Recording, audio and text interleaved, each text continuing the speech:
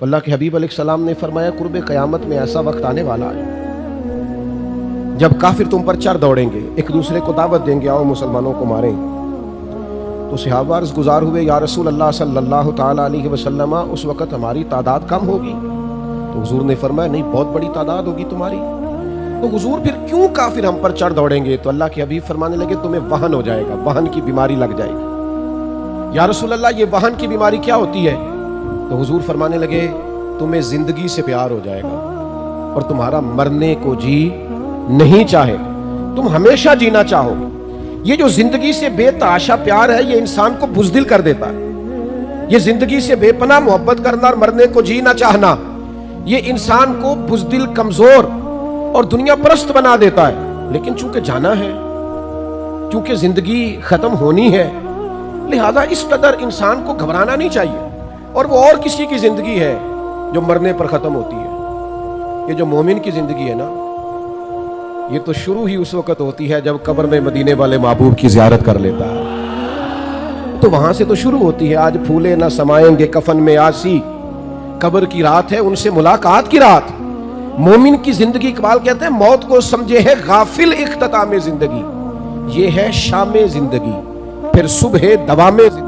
تو اس قدر زیادہ پیار نہیں، جان اگر کبھی دینی پڑ جائے تو محبوب کے لیے نا تیاری کر کے رکھنی چاہیے۔ یہ سنبھال کے رکھنا چیزوں کو اور اپنے آپ سے بلا وجہ پیار کرنا، کچھ لوگوں کو نا اپنے آپ سے بڑا پیار ہو جاتا ہے، وہ کوئی تکلیف نہیں برداشت کرنا چاہتے، وہ کسی اذیت میں نہیں آنا چاہتے، وہ بڑی پرسکون زندگی جینا چاہتے ہیں، پھر چھوٹی چھوٹی باتوں پہ ڈپریشن کا شکار ہوتے ہیں۔ ذرا سی چیز ہوتی ہے تو انہیں انزائٹی ہوتی، کیوں؟ اپنے آپ سے پیار ہی بڑا ہو گیا، اپنے آپ کو سہولیات ہی بڑی دے لی، سکون ہی بڑا دے لیا، ذرا سی باتوں پر وہ پریشان ہو جاتے ہیں۔ لیکن جان پاوے نہ جان میرے محبوبہ، میں تے لگیاں توڑ نبھیساں، رات تیرے وچ رول کے مرساں، تے قدم نہ پیچھا ہٹیساں، شہر تیرے دے ٹکڑے منگساں، تے تیرے کتیاں دے پیر چمیساں، آزم جان امانت تیری تو جدو منگ سیں میں پیش کرے ساں۔ اے جان امانت تیری تو جدو منگ سیں میں پیش کرے ساں۔ جان امانت ہے، جب مانگے پیش کر دیں گے۔ تو صحابہ جان پیش کرتے رہے اللہ کے حضور پیش۔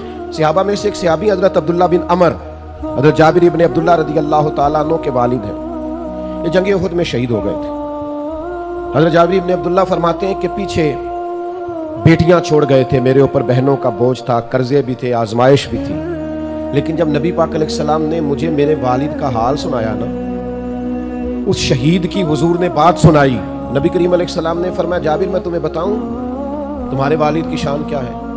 یہ صحیح حدیث میں موجود ہے۔ یا رسول اللہ فرمائیے۔ تو اللہ کے محبوب فرمانے لگے جو بھی شہید ہوتا ہے اللہ اس پر پردے ڈال کر اس سے کلام کرتا ہے، لیکن جب آپ کے والد شہید ہوئے ہیں نا، اللہ نے پردے ہٹا کے کلام کیا۔ تو جابر بڑے سیانے تھے، فوراً سمجھ گئے کہ اگر حضور نے یہ فرمایا نا رب نے ان سے کلام کیا ہے تو یہ بھی محبوب کو پتا ہوگا کون سا کلام کیا، یہ بھی پتا ہوگا بات کیا ہوئی۔ حضرت جابر ابن عبداللہ عرض گزار ہوئے یا رسول اللہ کیا بات ہوئی میرے والد اور رب کریم کی عالی مرتبت بارگاہ میں؟ تو حضور فرمانے لگے اللہ نے تیرے باپ سے پوچھا عبداللہ میں نے تمہیں جنت دے دی، درجات دیے، کچھ مانگ لے۔ تو حضور فرماتے ہیں آپ کے والد نے اللہ کے حضور عرض کیا مالک تو نے جو دیا ہے کرم ہو گیا، کچھ طلب نہیں، لیکن اگر کچھ عطا ہی کرنا ہے تو ایک دفعہ پھر دنیا میں بھیج، میں دوبارہ تیرے رستے میں شہید ہونا چاہتا ہوں۔ ہم نے نا آہستہ آہستہ اپنے مزاج میں بزدلی سی پیدا کر لی۔ نبی کریم علیہ السلام نے فرمایا جس کے دل میں کبھی شہادت کی آرزو پیدا نہیں نہ ہوئی، جسے کبھی شوق نہیں آیا کہ اللہ کے رستے میں شہید ہو جاؤں، اس کے سینے میں دھڑکنے والا دل مومن کا نہیں منافق کا ہے۔ اسے کبھی خواہش ہی نہیں پیدا ہوئی کہ میں جان راہ خدا میں خرچ کر لوں، کبھی آرزو ہی نہیں مچلی اس کے دل میں، اسے کبھی شوق ہی نہیں ہوا۔ عزیز دوستو، اللہ کے رستے میں شہادت کی جو لذت ہے، جو کیف ہے، جو سرور ہے، حضور کی نظر کرم رہتی ہے شہداء پر۔ محبوب نظر عنایت سے دیکھتے ہیں اللہ کی راہ میں شہید ہونے والوں۔ جنگ موتا کے لیے جب صحابہ جا رہے تھے تو نبی پاک صلی اللہ تعالیٰ علیہ وآلہ وسلم نے ان کو وصیت فرمایا حضرت زید بن حارثہ رضی اللہ تعالیٰ عنہ کو اپنا امیر بنا لینا، اگر وہ شہید ہو گئے تو جناب جعفر طیار کو بنا لینا۔ پھر ایک اور صحابی کا ذکر کیا، فرمایا اگر وہ بھی شہید ہو گئے تو ان کو بنا لینا، اور فرمایا اگر وہ بھی شہید ہو گئے نا تو پھر تم باہمی مشاورت سے جس کو چاہو امیر بنا لینا۔ صحابہ فرماتے ہیں ہمیں وہ دن یاد ہے جب حضور بیٹھے تو مسجد نبوی میں تھے، لیکن وہاں بیٹھے بیٹھے جنگ موتا کے سارے حالات بتا رہے ہیں۔ اب میرا زید بن حارثہ شہید ہوا ہے، اب جعفر طیار کے بازو کٹے، اب فلاں صحابی کی شہادت ہو گئی، یعنی جو اللہ کے راستے میں جانیں قربان کر رہے ہیں۔ مجھے کہہ لینے دو نا، یہ بات کہہ لینے دو کہ اگر نبی کریم مسجد نبوی میں بیٹھ کر جنگ موتا کے سارے حالات دیکھتے ہیں تو گنبد خضرا میں بیٹھ کر محبوب نے کربلا بھی ساری دیکھی ہے۔ حضور کی نگاہوں کے سامنے وہ سارا منظر تھا، جبھی تو حضرت ام سلمہ کی خواب میں آ کے کریم نے فرمایا ہے کہ یہ دیکھو نا میرے حسین آج کربلا میں شہید ہو گئے، یہ دیکھو یہ مٹی سرخ ہو گئی۔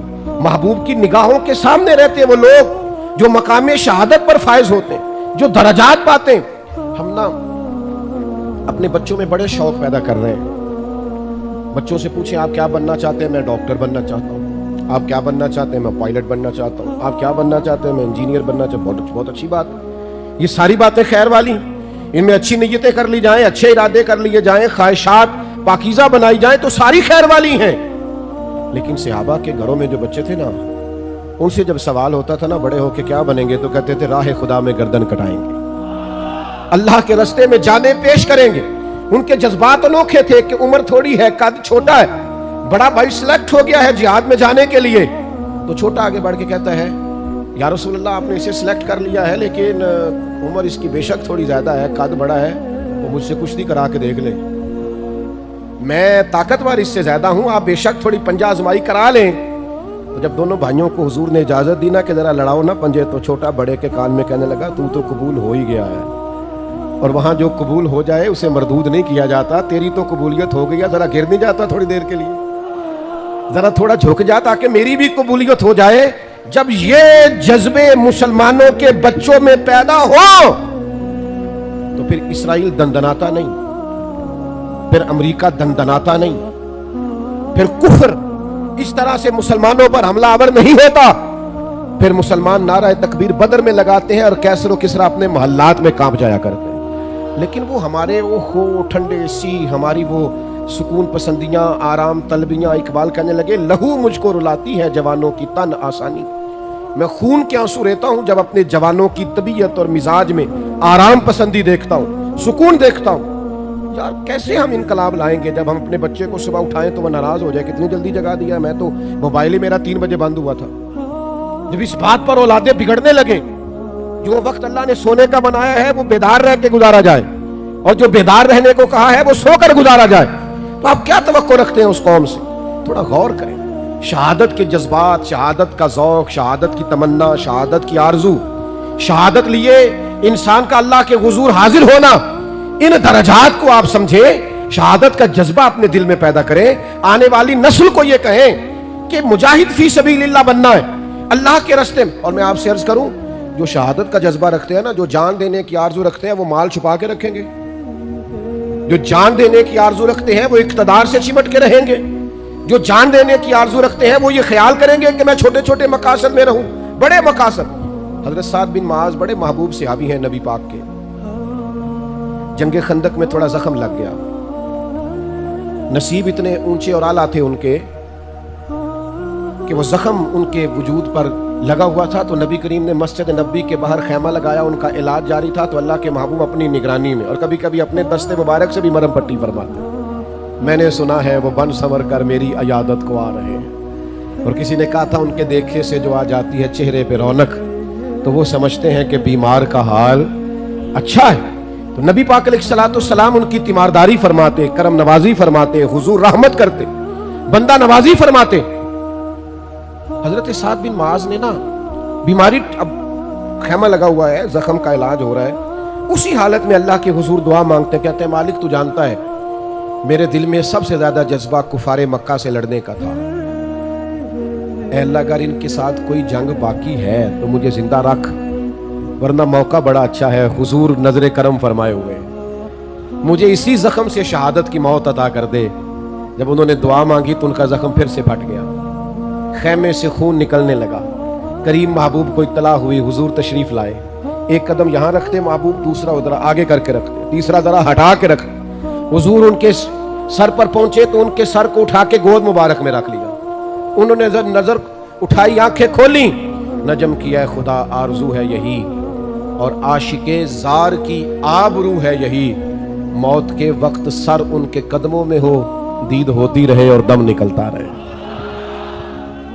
اللہ کے حبیب صلی اللہ تعالی علیہ وآلہ وسلم نے ان کا سر گود میں رکھا، انہوں نے آنکھیں کھول دی، حضور کی زیارت کی، نبی پاک نے کچھ نصیحت فرمائی، حضور باہر تشریف لے گئے، تھوڑی دیر کے بعد روح پرواز کر گئی۔ صحابہ نے عرض کی حضور آپ قدم ہٹا ہٹا کے کیوں رکھتے تھے؟ فرمایا فرشتے ہی بڑے آئے ہیں ان کے خیمے میں۔ ایک روایت میں فرمایا 70,000 فرشتے آئے ہیں جنازہ پڑھنے، 70,000 فرشتے جنازے میں۔ اللہ اکبر۔ محبوب نے جنازہ پڑھایا اور تدفین سے پہلے حضور خود ان کی قبر میں اتر گئے، اور محبوب فرمانے لگے سعد کے وصال سے اللہ کا عرش ہل گیا ہے، عرش کو وجد ہو گیا ہے۔ اس طرح انہوں نے دنیا چھوڑی۔ شہادت کا جو مرتبہ ہے، شہادت کا جو مقام ہے، شہادت کی جو عزت ہے، آپ اس کو سمجھیں، اپنی طبیعت کے اندر یہ ذوق لائیں کہ جان ویسے بھی تو جانی ہے، بستر پہ بھی تو نکل ہی جانی ہے۔ یہ میرے بھائی ہاسپٹل میں بھی تو وہ کسی نے کہا تھا مرتے جانا ہے کسی دے سرے چڑھ کے نہ مریے، مرتے جانا ہے کسی دے ہو کے نہ مریے، وہ زندگی تو گزر جانی ہے، کسی کے نام نہ کر دے۔ کیا اپنے آپ سے پیار کرنا، ہر وقت جینے کی آرزو کرنا ہے وہی تیرے زمانے کا امام برحق جو تجھے حاضر و موجود سے بیزار کرے اور موت کی شکل میں دکھلا کے تجھے جلوہ یار زندگی تیرے لیے اور بھی دشوار کرے، جو تیرا جینا مشکل کر دے، تیرا جینا مشکل۔ اور آپ اندازہ کریں، ایک صحابی تھوڑی سی نا ٹانگ مبارک دبا کے چلتے ہیں، بظاہر جنگ احد میں 4 بیٹے لے کے آئے، اپنے 4 بیٹے، حضور یہ میرے چاروں قبول کر۔ جب وہ لوگ اللہ سے لیتے ہیں تو پھر نہیں گنتے، اور جب واپس دیتے ہیں میں 10,000 دیتا ہے مسیحے، اعلان کر دیو۔ میں ختم شریف پہ چلا گیا تو وہ کہنے لگے جی ہمارے والد انتقال کر گئے تو ہم ان کی طرف سے نا 50,000 مسجد کو دے رہے ہیں، ذرا اعلان کر دیں۔ میں کہ ابا کی دے گیا تو انہوں کئی دکانہ نے اور بھی کافی مال ہے، میں کہ انہیں بھی جان لگے مسیحے اعلان کرایا کہ انجی دے گیا ہے۔ نہیں انہوں نے تو، میں نے کہا آپ اس میں سے والد کے نام پہ 50,000 دے رہے ہیں، وہ بھی مسجد میں اعلان کرا کے۔ یعنی جب اللہ سے لیتے ہیں، کسی نے امام شافعی سے کہا کہ میں دینا چاہتا ہوں اللہ کے رستے میں پر کوئی مستحق بندہ نہیں ملتا، تو امام صاحب مسکرا پڑے، بعض لوگوں کے سوالوں پہ مسکرانا ہی چاہیے۔ وہ کہنے لگا حضور آپ مسکرائے کیوں؟ فرمانے لگے کمال ہو گئی ہے نا، تجھے مستحق بندہ ہی نہیں مل رہا خرچ کرنے کے لیے، تو بتا اللہ نے جو تجھے دیا تو اس کا مستحق تھا؟ تیری محنت اتنی ہے، تیری عبادت اتنی ہے، جب رب نے بغیر تیری مشقت اور محنت کے اپنے فضل سے دیا ہے تو تو بھی اللہ کے بندوں کو دیا کر، تو بھی دل کھولا کر۔ نبی کریم نے حضرت اسماء بنت ابی بکر سے کہا تھا اللہ کے رستے میں گن گن کے نہ دیا کر، اس کے راہ میں بے حساب دے، وہ بھی تجھے بے حساب ہی عطا فرمائے گا۔ تو میرے عزیزو یہ بات یاد رکھیں کہ جذبات ہونے چاہیے اس کے رستے میں خرچ کرنے، اپنی جان کا نذرانہ پیش کرنے کی ہر وقت خواہش ہونی چاہیے، انسان کے اندر جذبہ ہو، شوق ہو، وارفتگی ہو کہ میں نے اپنے آپ کو پیش کر دینا اپنے رب کے حضور۔ اس میں بڑی تازگی ہے، اس میں بڑی لذت ہے۔ اور اس سارے عنوان کو، اس سارے نظریے کو پورا عروج دیا ہے تو امام حسین نے دیا ہے۔ علی کا گھر بھی وہ گھر ہے کہ جس گھر کا ہر ایک بچہ جسے دیکھو وہی شیر خدا معلوم ہوتا ہے۔ یعنی ہر ایک نے، وہ جنگ بدر کے موقع پہ نا جاسوس بھیجے تھے، ابو جہل نے کہا ذرا دیکھ کے آؤ مسلمانوں کی تعداد کیا ہے، تو جاسوس واپس گیا تو اس نے کہا 312 یا 313 لوگ ہیں اور ان میں سے بھی کچھ بچے ہیں کچھ بوڑھے ہیں۔ تو ابو جہل کہنے لگا جنگ کیا کرنی ہے، ان کو صبح گھوڑوں کی پشتوں پہ باندھ کے مکے لے جاتے ہیں، وہاں جا کے دیکھیں گے کیا کرنا ہے۔ تو جاسوس کہنے لگا ٹھہر تو صحیح، پوری بات تو سن، بندے 313 ہیں پر کسی ایک کا بھی واپس جانے کا ارادہ نہیں، جس کے پاس سے گزرے تھے مسلح پہ بیٹھا تھا اور شہادت کی دعا مانگ رہا تھا، کسی کا بھی لوٹ کے جانے کا ارادہ۔